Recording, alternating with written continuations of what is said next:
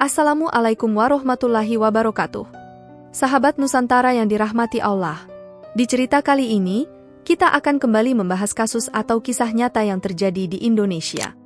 Ada seorang guru mengaji yang umurnya sudah terpaut jauh, melakukan hubungan terlarang.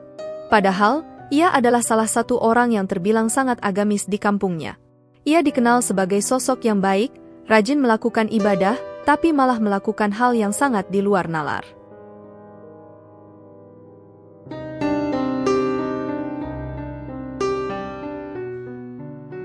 Bagaimana kisah selengkapnya dari kisah ini? Tonton video ini sampai habis agar sahabat Nusantara bisa paham. Namun sebelum menyimak kisahnya, sempatkanlah menulis sholawat kepada Nabi kita di kolom komentar sebagai tanda penghormatan kita kepada beliau. Allah berfirman dalam surat Al-Ahzab ayat 56, sesungguhnya Allah dan para malaikatnya bersolawat untuk Nabi. Wahai orang-orang yang beriman, bersolawatlah kamu untuk Nabi dan ucapkanlah salam dengan penuh penghormatan kepadanya. Cerita ini dibuat berdasarkan berita yang sudah beredar dan diterbitkan oleh beberapa media publik yang aku sajikan dan aku rangkum dalam bentuk alur cerita.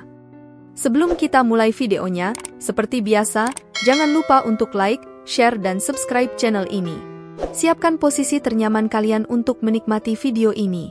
Baiklah, sekarang, mari kita bahas.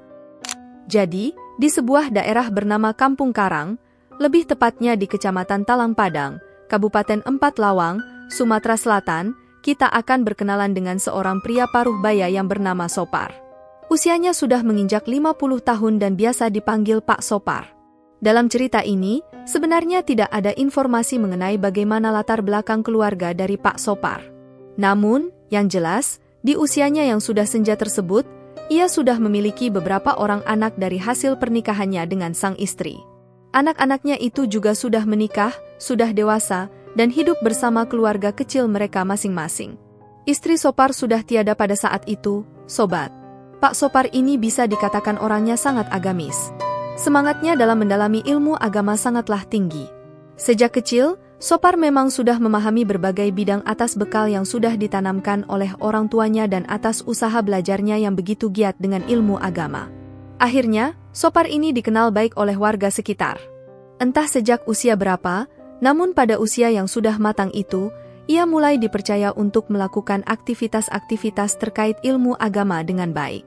Diketahui juga, Sopar tinggal di sebuah rumah yang cukup nyaman dan sederhana. Bahkan, ia hidup sendirian karena anak-anaknya sudah menikah dan semuanya ikut dengan pasangan mereka masing-masing. Selama dia hidup sendiri, entah pekerjaan apa yang dijalankan oleh Pak Sopar ini, tapi di masa lalunya, status dari pekerjaannya adalah membantu sang anak dan terkadang juga serabutan. Walaupun demikian, di usianya yang tidak muda ini, ia memiliki cukup tabungan dan aset yang lumayan untuk kebutuhan sehari-harinya, baik untuk dirinya sendiri maupun untuk membantu kerabat. Namun, karena memang dari dulu dia adalah orang pekerja keras, setelah menginjak usia tua pun, ia tidak ingin hanya duduk berpangku tangan. Dia tidak mau hanya menikmati masa tuanya tanpa melakukan kegiatan yang bermanfaat. Sehingga, ia pun berniat untuk mengajar mengaji, mengingat Pak Sopar ini memiliki ilmu yang dalam terkait agama. Singkat cerita, mulailah Sopar menerima murid-murid untuk diajarnya. Pada saat itu, jelas banyak orang tua warga berminat mendatangkan anak-anaknya untuk belajar di tempat Pak Sopar ini, sobat. Apalagi, ia juga sudah dikenal baik oleh warga. Hal tersebut telah membuat banyak tetangga atau kerabat yang tertarik untuk belajar darinya. Bahkan, ia berhasil menjadi seorang guru ngaji yang dihormati di kampung tempat tinggalnya yang berada di Talang Padang. Di situ, Sopar mengajar dan membimbing dengan penuh kasih sayang dan kebijaksanaan. Ia pun dikenal sebagai pengajar yang baik dan banyak disenangi oleh murid-muridnya. Setiap harinya, ia harus mengatur waktu antara mengajar murid-muridnya dan mengurus kehidupan sehari-harinya di rumah. Setiap hari, hidupnya sangatlah teratur dengan rapi, sobat. Pada pagi-pagi, ia sudah bangun untuk menyiapkan buku serta mengurus keperluan rumah tangganya. Biasanya, setelah semua siap, barulah Pak Sopar memulai bimbingannya, di mana para murid sudah menunggunya dengan sangat antusias untuk menerima wawasan yang diajarkan. Namun, di samping itu, sobat, ternyata Pak Sopar ini tidak sebaik yang warga kira. Ternyata, ia telah memendam suatu perasaan yang sudah lama tidak dirasakannya. Bisa dikatakan, Perasaan tersebut sudah ia tahan sejak lama atas kepergian sang istri, dan karena hal itu, Pak Sopar akan melakukan perbuatan yang sangat di luar batas.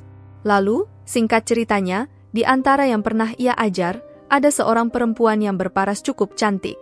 Wanita tersebut bernama Amelia, yang berumur masih remaja. Amelia ini dikatakan anaknya memang dikenal cukup baik, dan, sobat, disinilah awal dari peristiwa di luar nalar akan terjadi. Pada Senin, 9 Oktober 2017, sekitar jam 15 waktu setempat, Pak Sopar pun memulai pembelajaran ngaji seperti biasanya. Saat itu, di rumah Pak Sopar, Amelia pun mengaji seperti biasa pada umumnya. Namun, selang beberapa menit kemudian, namanya pun dipanggil untuk menghadap Pak Sopar untuk mengaji. Tapi, yang anehnya, sobat, ia malah menarik tangan Amelia dan langsung melakukan tindakan yang tidak layak secara berulang kali. Kemudian, setelah itu, barulah ia membuka baju korban dan membuka bajunya sendiri juga. Dengan gelap mata, sobat, barulah mereka melakukan hubungan layaknya suami istri. Tapi yang parahnya, Sopar ini hanya mengelus-ngeluskan tubuhnya sampai ia keluar. Mungkin karena umur yang sudah terpaut jauh, Sopar melakukan peristiwa tidak pantas tersebut. Setelah melakukan perbuatan di luar nalar itu, Sopar sempat lari dan berada tidak jauh dari kediamannya sebelumnya. Sobat, tidak jelas saat itu bagaimana ia bisa bebas melakukannya, padahal banyak orang yang sedang melakukan kegiatan mengaji. Tapi, yang jelas, Amelia sendiri pun tidak membicarakan peristiwa apa yang dialaminya. Meskipun demikian, sobat, ada warga yang mengetahui perbuatan tidak layak itu. Mungkin sempat ada beberapa orang yang mendengar atau malah melihat perbuatan dari Sopar ini, sehingga dilakukan penangkapan tanpa perlawanan. Diketahui, sobat, penangkapan tersebut dilakukan oleh warga sekitar karena khawatir Sopar ini pergi lebih jauh lagi. Jelas, pada saat itu, para warga merasa kecewa, terlebih lagi dari orang tua korban. Mereka tidak menyangka orang yang mereka percaya selama ini malah melakukan hal yang sangat di luar nalar. Sempat ada beberapa warga yang tidak menerima atas kejadian tersebut, termasuk orang terdekat, karena khawatir ia kembali melakukannya.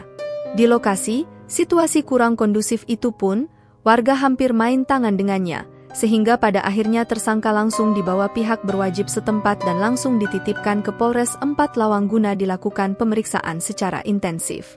Pada awalnya, Sopar sempat tidak jujur dari apa yang disampaikan oleh petugas polisi.